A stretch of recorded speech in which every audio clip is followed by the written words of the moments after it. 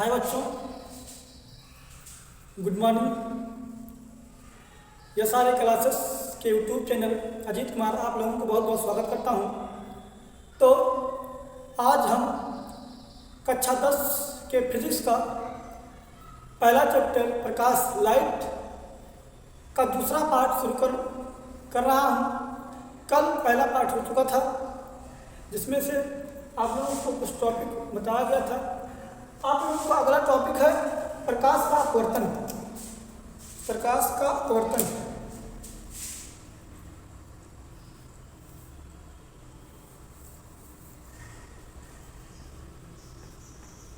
प्रकाश का अपवर्तन। प्रकाश का अपवर्तन जिसको कहा जाता है रिफ्लेक्शन। क्या कहा जाता है? Reflection. Reaction of light. Reflection of light. प्रकाश का अपवर्तन। तो प्रकाश का अपवर्तन का परावर्तन तो कर चुके हैं। परावर्तन में आपके जो नियम थे वो छूट गया था, नहीं बता पाए थे। प्रकाश के अपवर्तन में दो नियम थे, उसके दो नियम फिगर समझ पाएंगे। जिस तरह का फिगर बना था, ठीक,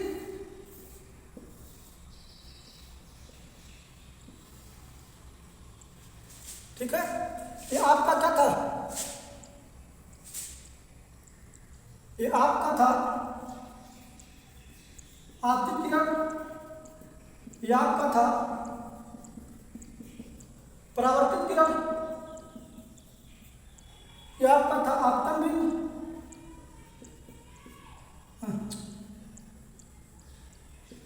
आपतन कोण। यह था परावर्तन कोण, ठीक। यह आपका है आपतन बिंदु। यही तो था। ये क्या है? अभिलंब। ये था। तो इसी के दो नियम थे। नियम क्या होगा, इसी पे आधारित है। आप लोग ये समझ पाएंगे तो आसानी से दो नियम याद रहेगा, कभी भूलेंगे नहीं। देखिएगा, आपतित किरण पहला नियम, आपतित किरण, परावर्तित किरण और अभिलंब तीनों कहाँ पाए जाते हैं? एक ही तल में। या आपका तल है, एक सतह है, क्या है? एक तल है। तो तल के ऊपर ये तीनों पाए जा रहे हैं। एक ही तल में तीनों है ना। तो आपका पहला क्या हो गया? आपका पहला माध्यम हो गया, पहला नियम हो गया। तो अब आपतित किरण, परावर्तित किरण और अभिलंब तीनों एक ही तल में आ जाते हैं। पहला नियम हो गया। दूसरा नियम में क्या बताया गया? देखिए, कोण है, क्या है? ये कोण है, आई और साइन आई साइन आर। अब यहाँ क्या इसी पे भी है, आपतन कोण कीजिए और परावर्तन कोण कीजिए, आपस में बराबर होते हैं। ये कोण जितना रहेगा ये भी कोण इतना रहेगा। मान लो 30 अंश का कोण है, ये भी 30 अंश का कोण होगा। समझ में आया? 40 का 40 का होगा, 20 का 20 का होगा, सबका बराबर होता है। तो आपतन कोण और परावर्तन कोण आपस में तीनों क्या होते हैं? बराबर होते हैं। ये दो नियम थे, कल नहीं बता पाए थे, तो आज जान लीजिए। इसके बाद आता है आपका प्रकाश का अपवर्तन। क्या आता है? प्रकाश का अपवर्तन। प्रकाश के अपवर्तन में अपवर्तन कैसे होते हैं? तो अपवर्तन का मतलब होता है कि किसी माध्यम से दूसरे माध्यम में जाना, तो वहां अपने मार्ग से विचलित करना, अपने मार्ग से विचलित होना, ये अपवर्तन होता है। क्या होता है? अपवर्तन होता है। आप जा रहे हैं सीधे रास्ते से, सीधे रास्ते से जाने के बाद आप थोड़ा मुड़ जा रहे हैं, तो क्या हो गया? विचलित हो गए, अपने रास्ते से विचलित हो गए, तो ये अपवर्तन होता है। क्या होता है? अपवर्तन होता है। तो अपवर्तन दो माध्यमों में होता है, एक सघन और एक विरल। दो माध्यम होता है, सघन माध्यम और विरल माध्यम। क्या होता है? सघन माध्यम और विरल माध्यम। विरल माध्यम जहाँ दूर दूर हो, सघन माध्यम जहाँ नजदीक हो। तो दो माध्यम होता है। देखिएगा, इस प्रकार से दो तल हो गए, ठीक। देखिएगा, मान लिया अपवर्तन का अर्थ क्या होता है? अपवर्तन का अर्थ है, अपवर्तन का अर्थ होता है रास्ते में आया बदलाव, रास्ते में आया बदलाव या सीधे रास्ते से फेर देना। रास्ते में आया बदलाव या से फेर देना ही इसका अर्थ है। एक तरह का परिभाषा है कि रास्ते में जो कोई बदलाव आ रहा है या सीधे रास्ते से फेर दिया जा रहा है, तो वहाँ क्या होता है, अपने रास्ते से विचलित हो जाता है, अपने रास्ते से विचलित हो जाता है। तो इस प्रकार से परिभाषा इसका बन सकता है कि जब मान लिया क्या हो, या विरल माध्यम हो, विरल माध्यम, और ये क्या होगा, सघन माध्यम बना दीजिए, विरल माध्यम सघन माध्यम। देखिए इसको वायु कर दीजिए, ये क्या हो गया आपका वायु। इसको जल ले लीजिए या कांच ले लीजिए, ये कांच ले लेते हैं, ठीक, कांच हो गया, कांच सघन माध्यम, वायु विरल माध्यम, क्योंकि इससे कर दूर दूर होते हैं इसलिए वो क्या है, विरल माध्यम। कांच को कर जो है नजदीक नजदीक, इसलिए वो क्या है, सघन माध्यम। अब देखिएगा विरल माध्यम सघन माध्यम, जब कोई किरण किसी विरल माध्यम से, यही तो है विरल माध्यम, जब कोई किरण किसी विरल माध्यम से, इस प्रकार से जब कोई किरण किसी विरल माध्यम से किसी सघन माध्यम में प्रवेश करती है, किसी सघन माध्यम में इस तरह प्रवेश करती है, सीधा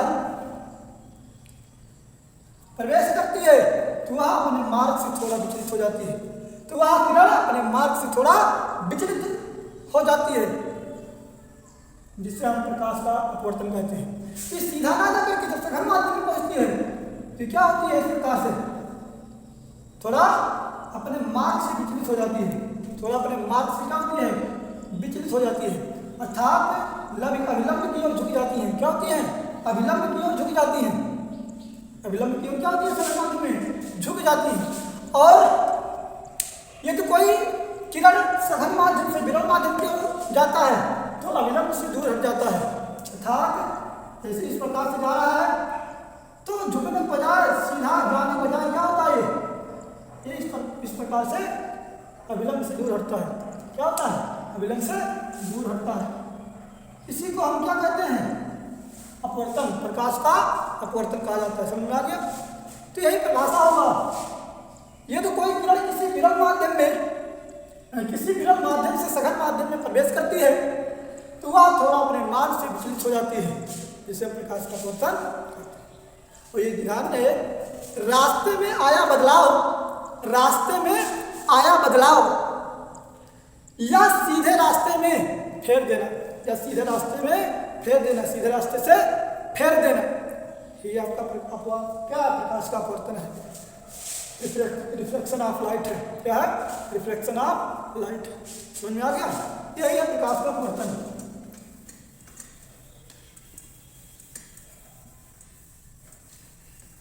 आगे देखिएगा,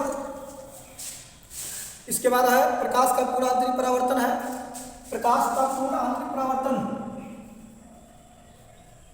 प्रकाश का पूर्ण आंतरिक परावर्तन,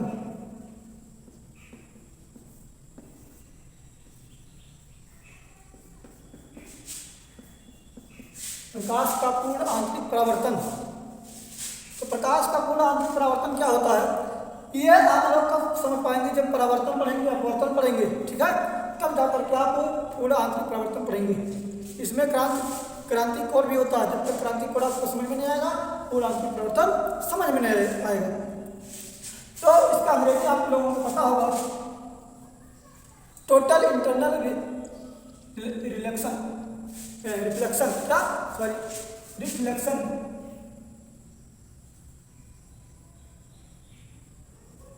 टोटल इंटरनल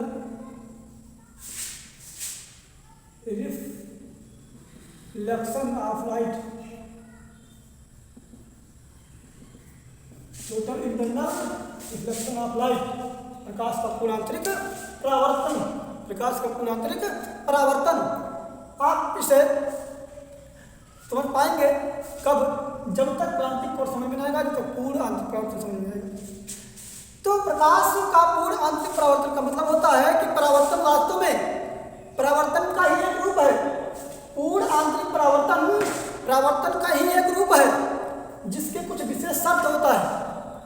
जिसे कुछ विशेष शर्त माना गया है, वही आपका पूर्ण आंतरिक परावर्तन। अर्थात पूर्ण आंतरिक परावर्तन को समझने के लिए सबसे पहले आपको क्या समझना होगा? क्रांतिक कोण। क्या समझना होगा बच्चों? क्रांतिक कोण।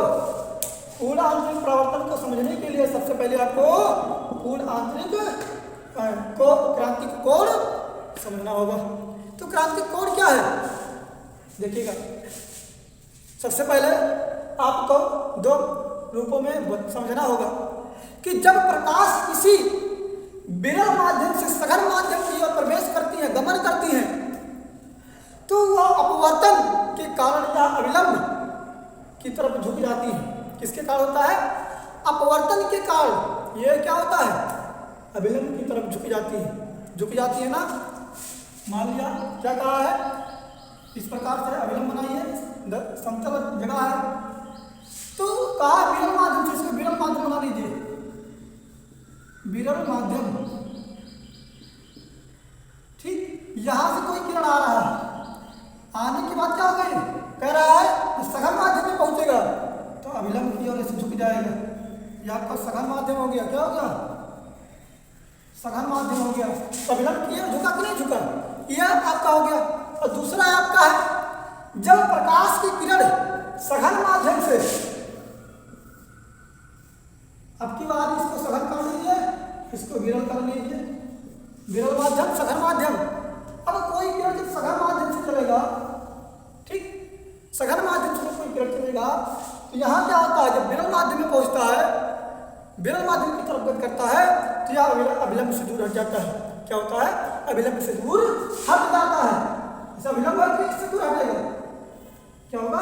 इससे दूर हटेगा, अविलंब की ओर झुकता नहीं है। क्यों? क्योंकि इसके कण दूर दूर होते हैं। विरल में वायु के में जो कण होता है, वायु विरल माध्यम है, तो वायु के जो कण होते हैं दूर दूर होते हैं, इसमें काफी जगह होता है, इसलिए दूर हट जाता है, इतना प्रेशर नहीं पड़ता। और सघन माध्यम के जो कण होते हैं बहुत नजदीक होते हैं, बहुत कम जगह होता है, इसीलिए पूरे कण क्या करते हैं? अविलंब की ओर, अविलंब की ओर झुक जाता है। समझ में आ गया? तो इसी से आपका क्रांतिक कोण बनेगा। समझ में आया कि नहीं आया? अब क्रांतिक कोण कैसे बनेगा? देखिए, इसी से बनेगा। मान लीजिए मिटा दे रहे हैं,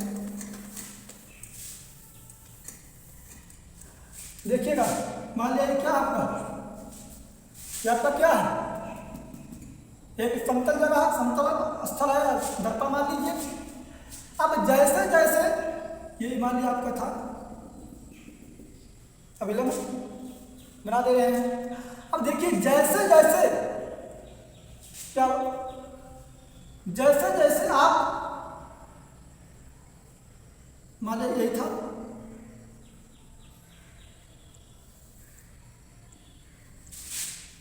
इसको आप बना लीजिए विरल माध्यम, सघन माध्यम बना लीजिए। ठीक, इसको बना लीजिए सघन माध्यम, इसको बना लीजिए विरल माध्यम। जब विरल माध्यम में पहुंचेगा तो क्या होगा? ये अविलंब की ओर से झुकेगा, ऐसे अविलंब की ओर झुकेगा।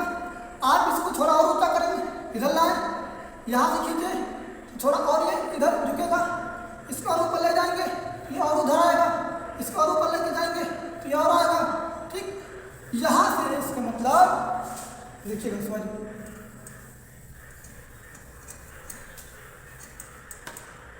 यही है ना। अब देखिए जैसे मान लिया यहाँ से हम किरण डाल रहे हैं, ये क्या हो रहा है? अविलंब से दूर हट रहा है कि नहीं हट रहा है? ये मान लिया सघन माध्यम है, या आपका विरल माध्यम, तो विरल माध्यम में जाएगा सघन माध्यम से, तो क्या होगा? दूर ही हटेगा ना। अब आप मान लिया जैसे इसको, इस किरण को यहाँ से गुजार रहे हो, तो यहाँ से गुजारने के बाद थोड़ा ऊपर गया, तो थोड़ा क्या जाएगा? नीचे जाएगा। इसको यहाँ से लेके आए तो ये क्या होगा? सीधा क्या होगा? 90 का कोण बनाने लगेगा। क्या बनाने लगेगा? 90 का कोण बनाने लगेगा। और जहाँ 90 का कोण बनाने लगा वहाँ क्या होगा? क्रांतिक कोण। क्या होगा? वहीं पर क्या जाएगा आपका? क्रांतिक कोण। जहाँ पर 90 का कोण क्या समझ में आ गया? जहाँ पर आपका ये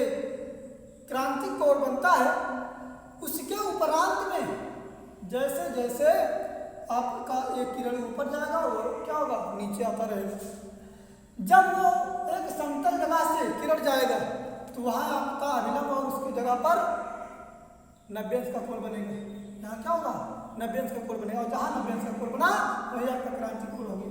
अब यहाँ समझ में आ जाएगा, जैसे 90 अंश का बन गया, अब इसको और ऊपर से डालो तो ये क्या होगा, नीचे से आ जाएगा। इसको जैसे जैसे ऊपर जाओगे ये नीचे आता जाएगा, ये किरण क्या होगा अब देखिए यहाँ क्या हो गया, पूरा आंतरिक परावर्तन हुआ कि नहीं हुआ। जैसे जैसे आप ऊपर ले जा रहे थे जैसे इसके नीचे आ रहा था, इसको हम और ऊपर लेके आए तो इसको और नीचे आ गया, अर्थात इसी तल के नीचे आ गया। अब देखिए दोनों रेखाएं क्या है, दोनों किरणें कहीं रेखा तल में आ गए, माध्यम कहीं माध्यम में आ गए कि नहीं आ गए, दिशा अलग है लेकिन उसी माध्यम में आ गया। तो ये आपका पूर्ण आंतरिक परावर्तन है, ये आपका क्या है, पूर्ण आंतरिक परावर्तन हो गया कि यहाँ से गया दर्पण से टकराने के बाद क्या होता है, फिर उसी माध्यम में अलग दिशा में क्या होता है, परिवर्तित हो जाता है। तो आपका क्या हो गया, पूर्ण आंतरिक परावर्तन क्या हो गया।